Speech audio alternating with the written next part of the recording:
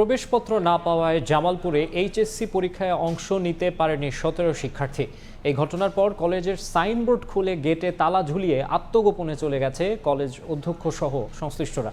শিক্ষার্থীরা জানান, পৌর এলাকার প্রশান্তি আইডিয়াল স্কুল অ্যান্ড কলেজের শিক্ষার্থীদের ইসলামপুরের সভারচর কলেজ থেকে রেজিস্ট্রেশন করিয়ে এইচএসসি পরীক্ষা দেওয়ার ব্যবস্থা করা হয়।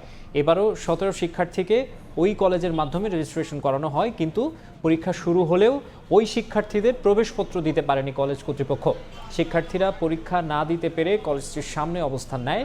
পরে কলেজের সাইনবোর্ড খুলে গেটে তালা ঝুলিয়ে আত্মগোপনে চলে যায় কলেজ অধ্যক্ষ সহ সংশ্লিষ্টরা।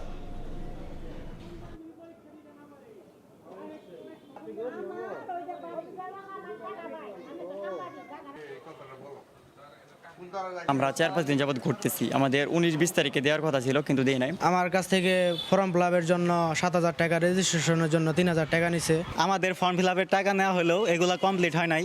এর জন্য আমরা অ্যাডমিট বা রেজিস্ট্রেশন কার্ড হাতে পাই নাই। পরীক্ষার্থীরা যদি তাদের কোনো রেজিস্ট্রেশন কার্ড, ফর্ম ফিল আপের বিষয়গুলো, এই ডকুমেন্টগুলো যদি নিয়ে এসে আমাদের কাছে লিখিত আবেদন করে, সেটা আমরা পরবর্তী যথাযথ কর্তৃপক্ষের মাধ্যমে এটাতে আমরা পরবর্তী পদক্ষেপ নিতে পারবো।